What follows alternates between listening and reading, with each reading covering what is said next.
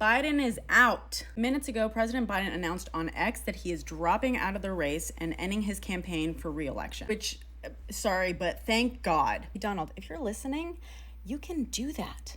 Although, can we just take a moment to say, what is this headline? New York Times. Drops out of race, scrambling the campaign for White House. Weren't you guys just begging him to do exactly that like a week ago? This feels like clickbait whining. I'm getting real sick of your shit. While the announcement was quick, he also included this attached letter. Pause to read. This is, of course, unprecedented. No one has ever dropped out of the race this late ever. And he's the first incumbent president in 56 years to give up on a second term willingly. By the way, he was about my age 56 years ago.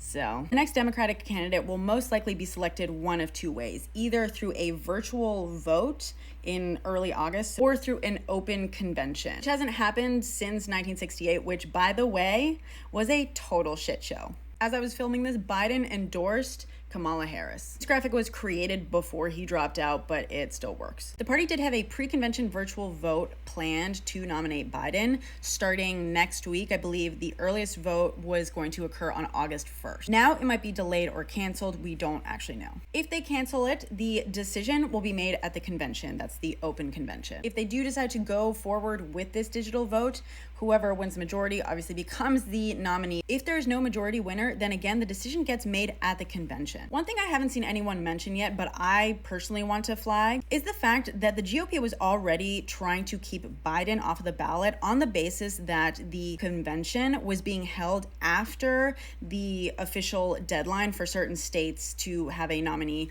on the ballot. This is why the virtual vote was scheduled for before the convention. So my guess is that they're going to try to move ahead with the virtual vote as scheduled in order to remove any possibility of the GOP basically refusing to put the Democratic candidate on the ballot. Biden's endorsement of Kamala means that it's very likely that she will be officially the candidate in like 9 days. These are unprecedented times, but just remember, guys, our precedent is the unprecedented. We'll be fine.